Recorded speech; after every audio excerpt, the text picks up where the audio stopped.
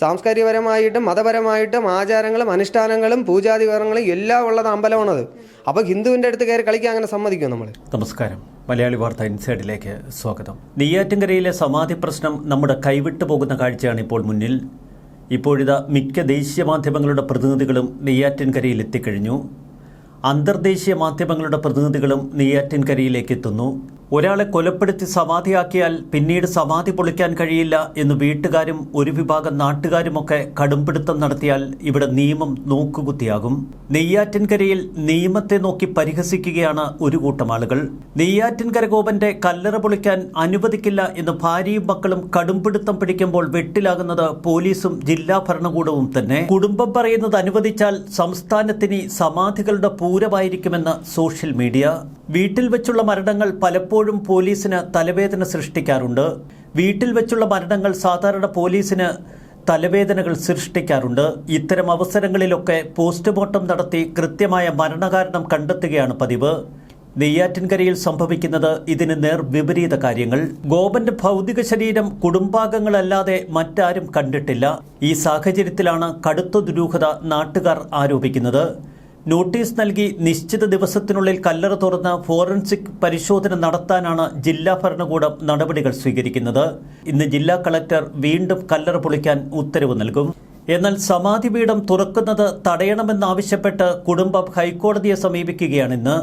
ഇത് കൂടുതൽ പുലിവാല് വിളിച്ചു വരുത്തുന്നത് കുടുംബത്തിന് തന്നെയാകും. നീതിന്യായ വ്യവസ്ഥയിൽ അധിഷ്ഠിതമായ ഹൈക്കോടതിയെ സംബന്ധിച്ച് കൃത്യമായ മരണകാരണം കണ്ടെത്തേണ്ടതുണ്ട്. അതുകൊണ്ട് തന്നെ കോടതി കൂടി കല്ലറ പൊളിച്ച് പോസ്റ്റ്മോർട്ടം നടത്താൻ ഉത്തരവിട്ടാൽ സമാധി വെട്ടിലാകും. തിങ്കളാഴ്ച സമാധി സ്ഥലം തുറക്കാനുള്ള ശ്രമം സംഘർഷാവസ്ഥയെ തുടർന്നാണ് ഉപേക്ഷിച്ചത്. കളക്ടറുടെ ഉത്തരവുണ്ടായാൽ ബുധനാഴ്ച ശക്തമായ പോലീസ് സംരക്ഷണയിൽ കല്ലറ തുറക്കുമെന്നാണ് ഇപ്പോൾ ജില്ലാ ഭരണകൂടം പറയുന്നത്. വീട്ടുകാർക്കൊപ്പം ചില ഹൈന്ദവ സംഘടനകൾ കൂടി ചേർന്നതോടെ സംഗതി കൈവിട്ടു പോകുന്ന സ്ഥിതിയിലായി. നാട്ടുകാരിൽ ചിലർ മുസ്ലിം സമുദായാംഗങ്ങൾ കൂടിയായപ്പോൾ കാര്യങ്ങൾ കൈവിട്ടു പോകും എന്ന തലത്തിലെത്തി. ഇതിനിടയിൽ വിചിത്രമായ ചില വാദഗതികളുമായി മക്കൾ രംഗത്തെത്തി. ആളെ കാണാനില്ല എന്നാണ് നാട്ടുകാർ പരാതി നൽകിയത്. അതിനുവേണ്ടി മനുഷ്യ ശരീരങ്ങൾ കണ്ടെത്താനുള്ള തെർമൽ സ്കാനർ ഉപയോഗിച്ച് പരിശോധന നടത്താമെന്ന് മക്കൾ പറയുന്നു. എന്നാൽ ആളിനെ കണ്ടെത്തുക മാത്രമല്ല, മരണകാരണം തിരിച്ചറിയണം എന്ന ശാഠ്യത്തിലാണ് പോലീസ്. ഏറെ ദുരൂഹതയുണർത്തുന്നത് വീട്ടുകാർ നൽകിയ മൊഴി തന്നെയാണ്. ഗോപൻ സ്വാമി തനിയെ നടന്ന് സമാധി പീഠത്തിലിരുന്നു. തുടർന്ന് മകൻ പൂജാതി കാര്യങ്ങൾ ആരംഭിച്ചു. കുറച്ചു സമയം കഴിഞ്ഞപ്പോൾ ഗോപൻ സ്വാമി സമാധിയായി. ഗോപൻ സ്വാമിയുടെ ആത്മാവ് നേരെ കൈലാസത്തിലേക്ക് പോകുന്നത് മകൻ കണ്ടുവത്രേ. ജീവൽ സമാധി ആയതുകൊണ്ട് നാട്ടുകാരെ ബന്ധുക്കളെയോ അറിയിക്കാതെയാണ് തങ്ങൾ ബാക്കിയുള്ള ചടങ്ങുകൾ പൂർത്തിയാക്കിയത് എന്ന് മക്കൾ പറയുന്നു. വെളുപ്പിന് 3 മണിക്ക് ചടങ്ങുകളൊക്കെ പൂർത്തിയാക്കി നേരത്തെ പ്രിന്റ് ചെയ്തു വെച്ചിരുന്ന പോസ്റ്ററുകൾ നാട്ടിലൊട്ടിച്ചു. ഇതോടെയാണ് നാട്ടുകാർ സമാധി വിവരം മനസ്സിലാക്കുന്നത്. ഗോപൻ സ്വാമിയുടെ തിരോധാനത്തിൽ കുറ്റകൃത്യം നടന്നു എന്ന നിഗമനത്തിലാണ് പോലീസ്. ഗോപൻ സ്വാമിയെ കൊലപ്പെടുത്തി പിന്നീട് സ്ലാബിട്ട് മൂടിയതാണോ അതോ ജീവനോടെ സമാധി പീഠത്തിലിരുത്തി സ്ലാബിട്ട് മൂടിയതാണോ എന്ന് പോലീസിന് കണ്ടെത്തേണ്ടി വരും. അച്ഛൻ സ്വമേധയ സമാധി ആയതാണെന്നും ജീവൽ സമാധി ആയതുകൊണ്ട് ഹൈന്ദവ ആചാരപ്രകാരം സമാധി തുറക്കാനാവില്ല എന്ന വാദമാണ് മക്കളും ഭാര്യയും ഉയർത്തുന്നത്. ഇത്തരമൊരു വാദമുന്നയിച്ചാണ് അവർ ഇന്ന് ഹൈക്കോടതിയെ സമീപിക്കുക. ബുധനാഴ്ച രാവിലെ റിട്ട് പെറ്റീഷൻ സമർപ്പിക്കുമെന്ന് വീട്ടുകാരുടെ അഭിഭാഷകനായ രഞ്ജിത്ത് ചന്ദ്രൻ വ്യക്തമാക്കി. എന്നാൽ ഇത്തരമൊരു ഹർജി ഹൈക്കോടതിയുടെ മുന്നിലെത്തുമ്പോൾ വീട്ടുകാരുടെ അടപ്പൂരും എന്നതാണ് അവസ്ഥ. ഹൈക്കോടതി കർശനമായി നിയമവ്യവസ്ഥ നടപ്പാക്കാൻ ആവശ്യപ്പെടുമ്പോൾ വീട്ടുകാർ എന്ത് ചെയ്യുമെന്നാണ് സമൂഹ മാധ്യമങ്ങളുടെ ചോദ്യം. ഹിന്ദു ക്ഷേത്രത്തിൽ അതിക്രമിച്ചു കയറാൻ നടത്തിയ ശ്രമങ്ങൾക്കെതിരെയാണ് തങ്ങൾ ഹൈക്കോടതിയെ സമീപിക്കുന്നത് എന്ന് മക്കൾ പറയുന്നു. ഗോപൻ സ്വാമിയുടേത് ഇനി മഹാസമാധി ക്ഷേത്രമാണെന്നും ആ സമാധി ക്ഷേത്രം അശുദ്ധമാക്കാൻ ആരെയും അനുവദിക്കില്ല എന്നും മക്കൾ ഉറപ്പിച്ചു പറയുന്നു. ഗോപൻ സ്വാമിയുടെ 2 ആൺമക്കൾ ഇന്നലെ മലയാളി വാർത്തയോട് പ്രതികരിച്ചത് ഇങ്ങനെ: അതായത് ഒരിക്കലും ഒരു സമാധി മണ്ഡപത്തിൽ ഇനി അത് ക്ഷേത്രമാണ്, യോഗീശ്വരനായിട്ട് ജ്വലിച്ചു നിൽക്കുന്ന ആ ഈശ്വര ചൈതന്യം നിറഞ്ഞു നിൽക്കുന്ന ആ ഒരു സ്ഥലമാണ്. ഇനി സമാധി ക്ഷേത്രമാണ്. 40 ദിവസം പൂജാതി കർമ്മങ്ങളോടുകൂടി ഇന്ന് 6ാമത്തെ ദിവസമാണ്. അപ്പോൾ ഇന്ന് സമാധിയുടെ പൂജാതി കർമ്മങ്ങളുണ്ട്. അപ്പോൾ 40 ദിവസം പൂർത്തിയാകുന്ന സമയത്ത് മഹാലിംഗ പ്രതിഷ്ഠ ചെയ്യാനാണ്. അപ്പോൾ ഈ സമാധി മണ്ഡപം ഇനി സമാധി ക്ഷേത്രമായി മാറുകയാണ്. അപ്പോൾ ഈ ക്ഷേത്രത്തിൽ കളിക്കാൻ ഒരു മതവിശ്വാസികളെ നമ്മൾ അനുവദിക്കുന്നില്ല. ബാക്കിയുള്ള വെളിയിൽ നിന്ന് വരുന്ന മുസ്ലിംസ് ആയിരുന്നാലും ആരായിരുന്നു മുസ്ലിം ഒരു പള്ളിയിൽ കയറി നമ്മൾ കളിക്കാൻ പോയി അവർ വിടും. അവരെ പള്ളിയിൽ നമ്മൾ ഒരിക്കലും ചെയ്യില്ല. ഒരു പള്ളിയിൽ അച്ഛനെ തിരുവസ്ത്രം അയച്ചു, അത് ശരിയാണോ? ഒരിക്കലും ശരിയല്ല. അത് ഒരു മതവിശ്വാസത്തെ വ്രണപ്പെടുത്തുന്ന രീതിയിൽ ആര് പെരുമാറിയിരുന്നാലും, അത് പോലീസാവട്ടെ കളക്ടറാവട്ടെ ആരായിരുന്നാലും, അത് ഒരിക്കലും മതവിശ്വാസങ്ങൾ വ്രണപ്പെടുത്തുന്ന രീതിയിൽ ചെയ്യാൻ സമയമില്ല. അമ്പലത്തിൽ കയറി ഒരിക്കലും അങ്ങനെ കളിക്കാൻ പറ്റില്ല. അവരെ പള്ളിയിൽ കയറി എപ്രകാരമാണോ കളിക്കാൻ പറ്റാത്തത് അതുപോലെ തന്നെയാണ് ഈ അമ്പലത്തിൽ കയറി ഒന്നും അങ്ങനെ ആർക്കും ചെയ്യാൻ പറ്റില്ല. ആരെന്ത് പറഞ്ഞാലും അമ്പലത്തിൽ കയറി ഒരു കാര്യങ്ങളും അവരെ കൊണ്ട് ചെയ്യാൻ സമ്മതിക്കത്തില്ല. ഇനി എന്ത് പ്രശ്നം വന്നിരുന്നാലും ശരിയാണ്, നമ്മൾ മരണം വരെ അത് പോരാടുക തന്നെ ചെയ്യും. ശരിക്കും ഈ സമാധി പൂജ എത്ര ദിവസം നീണ്ടു നിൽക്കുന്ന ഒരു ആചാരമാണ്? എന്താണ് അതിൻ്റെ ഒരു സ്റ്റെപ്പ് ബൈ സ്റ്റെപ്പായി എന്ന് പറഞ്ഞുതരാൻ പറ്റുമോ? സ്റ്റെപ്പ് എന്ന് പറഞ്ഞാൽ നമ്മുടെ ക്ഷേത്രത്തിലെ സമാധി സമയം മുതൽ ഉള്ള ദിവസമാണ് കുറിക്കുന്നത്. അതായത് അന്ന് സ്വർഗവാതിൽ ഏകാദശിയായിരുന്നു. അച്ഛൻ ആ ബ്രഹ്മത്തിലേക്ക് ലയിക്കുന്നത്. അതായത് അച്ഛനാണ് ഈ ക്ഷേത്രം വെച്ചിട്ട് ഷടാധാരലിംഗ മഹാലിംഗ പ്രതിഷ്ഠ ചെയ്തത്. അച്ഛൻ ക്ഷേത്രത്തിലെ ആചാര്യ ഗുരുവാണ്. അപ്പോൾ ഒരുപാട് മഹാസമാധികൾ കണ്ടിട്ടുള്ളതാണ്. അച്ഛൻ്റെ കോമ്പൈ ഗുരുവാണ്. അച്ഛൻ്റെ കോമ്പൈ ഗുരു എന്ന് പറഞ്ഞാൽ ഈത്താമൊഴി എന്ന് പറയും. തമിഴ്നാട് നാഗർകോവിൽ കഴിഞ്ഞ് തിരിഞ്ഞു പോകുന്ന സ്ഥലമാണ്. അച്ഛൻ അവിടെ സമാധി ചടങ്ങുകളും കാര്യങ്ങളും ഒരുപാട് സമാധി സ്ഥലങ്ങളും ദർശിച്ചിട്ടുണ്ട്, സമാധി ചടങ്ങുകളും ചെയ്തിട്ടുണ്ട്. അത് അച്ഛൻ എല്ലാം എനിക്ക് സമാധിയുടെ എങ്ങനെയൊക്കെയാണ് ചടങ്ങുകളെന്നെല്ലാം എനിക്ക് പറഞ്ഞു തന്നിട്ടുണ്ട്. അപ്പം അത് കഴിഞ്ഞിട്ട് ഈ മരുത്തോമല സ്വന്തമായിട്ട് അച്ഛന് കോമ്പൈ സിദ്ധാശ്രമമുണ്ട്. ഇന്ന് കണ്ട നാളത്തെ സന്യാസി അല്ല ഇത്. 16 വയസ്സ് മുതൽ അച്ഛൻ സന്യാസി യോഗത്തിലേക്ക് പോയ ആളാണ്. അപ്പം സ്വന്തമായിട്ട് അമ്മ മരുത്തോമലയിൽ സമാധി കോമ്പൈ സിദ്ധാശ്രമമുണ്ട് അവിടെ. അച്ഛന് സ്വന്തമായിട്ട് അത് ആശ്രമം ഇപ്പോൾ അയ്യാവേണ്ട സിദ്ധാശ്രമത്തിന് ധ്യാനത്തിന് കൊടുത്തിട്ടുണ്ട്. അവർക്ക് എല്ലാവർക്കും അറിയാം മരുത്തോമല ചെന്നത് ഗോപൻ സ്വാമി ആരെന്ന് കേട്ട് ആരും പറഞ്ഞു തരും. എല്ലാവർക്കും അറിയാം. അവിടുത്തെ എല്ലാ ആശ്രമവാസികൾക്കും അവർക്കറിയാം. അച്ഛൻ അറിയാത്ത അവിടെ ആരുമില്ല. അപ്പം അച്ഛൻ അങ്ങനെ ഈ പ്രതിഷ്ഠകൾ കഴിഞ്ഞ് അച്ഛൻ അങ്ങനെ സമാധിയുടെ ലക്ഷണത്തിൽ പോയി ആ പറഞ്ഞ സമയത്ത് ചെന്ന് സമാധിയായി. അത് കഴിഞ്ഞിട്ടുള്ള പൂജാതി കർമ്മങ്ങൾ അന്ന് മുതൽ നടക്കുകയാണ്. അപ്പോൾ അന്ന് മുതൽ അച്ഛൻ്റെ ആ വ്യാഴാഴ്ച ദിവസം അന്ന് മുതൽ തുടങ്ങി ഈ ബ്രാഹ്മ മുഹൂർത്തമായി തീരുന്ന ദിവസം മുതലുള്ള സമാധി 41 ദിവസം എന്നാണ് പൂർത്തിയാക്കുന്നത്. അന്ന് ഈ സമാധിയുടെ പൂജാതി കർമ്മങ്ങളെല്ലാം, ഈ സമാധി ഇരുത്തുന്നുള്ള പൂജാതി കർമ്മങ്ങൾ കഴിഞ്ഞു. അല്ലാതെ ബാക്കി ഇനി അടുത്ത് വരുന്ന ലിംഗപ്രതിഷ്ഠ ചടങ്ങുകളൊക്കെ ഒരുപാടുണ്ട് ഇതിനകത്ത്. അത് ആചാര അനുഷ്ഠാനങ്ങളും താന്ത്രിക വിധി പ്രകാരമുള്ള എല്ലാ പൂജാതി കർമ്മങ്ങളും ചെയ്ത് ലിംഗപ്രതിഷ്ഠ ചെയ്യും. ആ ലിംഗപ്രതിഷ്ഠ എന്നാണ്? അത് 41 ദിവസം പൂജാതി കർമ്മങ്ങൾ ചെയ്ത് നവകപഞ്ചഗവ്യ കലശ പൂജ എല്ലാം കഴിച്ച് അതിൻ്റെ ശുദ്ധി കർമ്മങ്ങളും എല്ലാം ചെയ്ത് പിന്നെ അത് ചെയ്യുന്നതായിരിക്കും. അപ്പോൾ ഈ പരാതിപ്പെട്ട ഒരു നാട്ടുകാരനുണ്ട്. അപ്പോൾ ആളെ തിരിച്ചറിഞ്ഞിരുന്നു. അപ്പോൾ ആൾക്ക് എന്തെങ്കിലും പരാതിപ്പെട്ട നാട്ടുകാരനെന്ന് പറഞ്ഞാൽ ശുദ്ധ ഒരു തെമ്മാടിയാണ് അവൻ. തെമ്മാടി എന്ന് പറഞ്ഞാൽ നാട്ടിൽ അന്വേഷിച്ച് അറിയാൻ തന്നെ അവനെക്കുറിച്ച് അന്വേഷണം എന്ന് പറഞ്ഞാൽ സ്ത്രീലമ്പടനാണ്. അവൻ പന്നയാണ്. അവൻ ഈ നാട്ടിൽ തന്നെ ചെന്ന ആട്ടോമൊബൈൽ കേരള ആട്ടോമൊബൈൽ ഈ പെട്രോൾ പമ്പിൻ്റെ മുമ്പിലുള്ള ഒരു വീടുമായിട്ട് ബന്ധപ്പെട്ട് അവൻ അത്ര അതിശയവുമായിട്ടൊരു ഈ സ്ത്രീലമ്പടനാണ് പ്രവർത്തിച്ചിട്ടുണ്ട്. അത് നാട്ടുകാരെടുത്ത് ചോദിച്ചാൽ കൃത്യമായിട്ടും അയാളെക്കുറിച്ച് പറഞ്ഞു തരും. അയാളുടെ ഫുൾ ഡീറ്റെയിൽ പറഞ്ഞു തരും. അത്ര പന്നയാണ്. ആ കുടുംബം തന്നെ ഒരു നാറി കുടുംബമാണ്. ആ ഒരു എന്ത് പറയാം, എനിക്ക് പറയാൻ പറ്റൂല. ഞാൻ ക്ഷേത്രപൂജാരിയാണ്. ആ രീതിയിൽ എനിക്ക് സംസാരിക്കാൻ പറ്റില്ല. പക്ഷേ എങ്കിലും അവനെക്കുറിച്ച് അത്രയ്ക്ക് അവൻ ഒരു പരാതി തന്നെന്ന് പറഞ്ഞു. അവനെക്കുറിച്ച് നമുക്കും പരാതികൾ ഒരുപാടുണ്ട്. തിരിച്ചു കൊടുക്കും. അവനെതിരെ നമ്മൾ പരാതി ചെയ്യും. അതിലൊരു മാറ്റമില്ല. ആ വ്യക്തിക്ക് നിങ്ങളോട് എന്തെങ്കിലും വ്യക്തിപരമായിട്ടുള്ള വൈരാഗ്യമുണ്ട്. അത് ഈ ക്ഷേത്ര നടവര പുള്ളിയുടെ വീട് താത്തൊട്ട് വരെയാണ്. ക്ഷേത്ര നടവര അമ്പലം വന്നപ്പോൾ ഈ ഇതിനെ പണ്ട് മതിലില്ലായിരുന്നു. ഇവിടെ നാലമ്പലത്തിൻ്റെ മതിലില്ലായിരുന്നു. അപ്പോൾ ഇത് ഇവിടെ കൂടെ അവന് റോഡ് ചെയ്ത് കൊടുക്കാത്തതിൻ്റെ വൈരാഗ്യമാണ് അവൻ ഇപ്പോൾ കാണിച്ചുകൊണ്ടിരിക്കുന്നത്. അവൻ്റെ കുടുംബവും അവൻ്റെ മക്കളടക്കമുള്ള കുടുംബം അവന്മാർ കളിയാക്കുക, ആഭാസം പറയുക, ചുമ്മാ അങ്ങോട്ട് പോകുമ്പോൾ അവന് ചീത്ത വിളിക്കുക, ചുമ്മാ വായിൽ തോന്നണ ചീത്തയൊക്കെ അവന് വിളിക്കുക. അങ്ങനെയൊക്കെ ഉള്ള ഒരു ആഭാസ്യപരമായിട്ട് ഒരു എന്ത് പറയാം, ഒരു തെമ്മാടി എന്താണോ ചെയ്യുന്നത് അത് തന്നെയാണ് അവൻ ചെയ്യുന്നത്. മനസ്സിലായില്ല? അങ്ങനെയുള്ള ഒരു പരാതി കൊണ്ടു കൊടുക്കാന്ന് പറഞ്ഞാൽ ഭരണഘടന അങ്ങനെ എന്ത് എന്നാലും ശരി തന്നെ. അത് മരണം വരെ അത് ഒരിക്കലും എൻ്റെ മൃത്യു സംഭവിച്ചിട്ടേ ഇതൊക്കെ ചെയ്യാൻ പറ്റുള്ളൂ എനിക്ക്. മനസ്സിലായില്ല? അങ്ങനെ ഒരിക്കലും അത് ചെയ്യാൻ പറ്റില്ല. എന്ന് പറഞ്ഞാൽ ആ സമയത്ത് പ്രാണാഹുതി ചെയ്യേണ്ടി വന്നിരുന്ന ശരി തൊടാൻ പറ്റും സമ്മതിക്കത്തില്ല. അമ്പലത്തിൽ കയറി കളിക്കാൻ ആരെക്കൊണ്ട് തൊടാൻ പറ്റത്തില്ല. ഒരു അമ്പലം വെച്ചിരിക്കുകയെന്ന് പറഞ്ഞാൽ ഹിന്ദു ആചാരങ്ങളാണ്. അപ്പോൾ ഭാരതീയ സാംസ്കാരികമാണ്. സാംസ്കാരികപരമായിട്ടും മതപരമായിട്ടും ആചാരങ്ങളും അനുഷ്ഠാനങ്ങളും പൂജാതികരണങ്ങളും എല്ലാം ഉള്ളത് അമ്പലമാണത്. അപ്പോൾ ഹിന്ദുവിൻ്റെ അടുത്ത് കയറി കളിക്കാൻ അങ്ങനെ സമ്മതിക്കും നമ്മൾ? ഒരിക്കലും സമ്മതിക്കത്തില്ല. അത് ഒരിക്കലും അങ്ങനെ. അതൊരു പള്ളിയിൽ കയറിയിട്ട് അവിടെ ഇപ്പോൾ തക്കാപ്പള്ളിയിൽ ഇരിക്കുന്നത് അവിടെ പിന്നെ അവിടെ ചെന്ന് സമാധി അവിടെ ഇരിക്കുന്ന ഇതുണ്ട്, കവറുണ്ട്. അവരെ കുത്തിപ്പൊളിച്ച് നാളെ ഞാൻ പറയണത് ചെന്ന് നിങ്ങളൊന്ന് കുത്തിപ്പൊളിച്ച് എനിക്ക് നോക്കണമെന്ന് പറഞ്ഞ് ഞാൻ പരാതി എഴുതി കൊടുത്താൽ അത് അവർ സമ്മതിക്കുമോ? ഈ തക്കാപ്പള്ളിയിൽ സമ്മതിക്കുമോ പലരും? അവരെന്ത് ചെയ്യും? അതുപോലെ എൻ്റെ സമാധി ചടങ്ങ് പിന്നെ വച്ചിരിക്കുന്നിടത്ത് കുത്തിപ്പൊളിച്ച് നോക്കണമെന്ന് പറഞ്ഞാൽ അത് ഞാൻ സമ്മതിക്കുമോ? ഒരിക്കലും നടക്കത്തില്ല. അത് അവരെന്തൊരു അടിസ്ഥാനത്തിലാണ് കളക്ടർ ഇങ്ങനെ ഓർഡർ ആവശ്യമില്ലാതെ ഇടുന്നത്, അല്ലെങ്കിൽ പോലീസ് എന്തൊരു അത് നടക്കാത്ത കാര്യം. പിന്നെ നാട്ടുകാർ ഉന്നയിക്കുന്ന മറ്റൊരാവശ്യം ഗോപൻ സ്വാമിക്ക് എന്ത് സംഭവിച്ചു ഞങ്ങൾക്ക് അറിയണമെന്ന് അവർക്ക് അറിയണ കാര്യമാണ് പറഞ്ഞ സമാധിയായെന്ന്. എന്ത് സംഭവിച്ചെന്ന് അത് തന്നെ മലയാളത്തിൽ പറഞ്ഞ സമാധിയായെന്ന്. അവർക്ക് മലയാളത്തിൽ പറഞ്ഞാൽ മനസ്സിലായില്ലെങ്കിൽ പിന്നെ അത് മലയാളത്തിൽ പറഞ്ഞാൽ മനസ്സിലായെങ്കിൽ ബാക്കി ഒരുപാട് 18 ഭാഷകളുണ്ട്, ഒരുപാടുണ്ട്. ഭാഷകളൊക്കെ ഇഷ്ടം പോലെ ഉണ്ട്. അതായത് മനസ്സിലാക്കണം, അവർ പറഞ്ഞിട്ട് അവർക്ക് മനസ്സിലാക്കണമെങ്കിൽ അവർക്ക് അത്ര ബോധങ്ങളില്ല. അതായത് എന്താണ് സമാധി പോലും നാട്ടുകാർക്ക് അറിഞ്ഞൂടെന്ന് പറഞ്ഞാൽ ക്ഷേത്രം എന്തെന്നറിയാമോ ചോദിച്ചു കഴിഞ്ഞാൽ അവർക്ക് അറിയില്ല. ക്ഷയത്തിൽ നിന്നും ദുഃഖത്തിൽ നിന്നും വിനാശത്തിൽ നിന്നും ത്രാണനം ചെയ്യുന്നതാണ് ക്ഷേത്രം. ത്രമാണ്. അതായത് ഇത്രയും ഉണ്ട്. ഒരു ക്ഷേത്രം എന്തെന്ന് അറിഞ്ഞൂടാത്തവരെ എങ്ങനെ സമാധിയെക്കുറിച്ച് അറിയും? സമാധി എന്ന് പറഞ്ഞാൽ ഈശ്വരനിൽ ലയിക്കുന്ന അവസ്ഥയാണ് സമാധി. അതുപോലെ അവർക്കറിയത്തില്ലെന്ന് പറഞ്ഞാൽ എന്ത് ചെയ്യാൻ പറ്റും? അവർ ഹിന്ദു വിശ്വാസികളെന്ന് കുറേ പേര് പറയുന്നുണ്ട്. പക്ഷേ ഹിന്ദു തലമുറയ്ക്ക് ഇനി പറഞ്ഞു കൊടുക്കാൻ ഒരാളില്ല. ഇനി ഒരു സന്യാസിക്ക് സമാധി ആവണ്ടേ? ഇനി ഒരു സന്യാസി ഇനി ഉണ്ടായ അയാൾക്ക് സമാധി ആവണ്ടേ? അയാളെ സമാധി എല്ലാവർക്കും കാണിച്ചു കൊടുത്തുകൊണ്ടിരിക്കാൻ പറ്റും? അങ്ങനെയൊന്നും കാണിക്കാൻ പറ്റില്ല.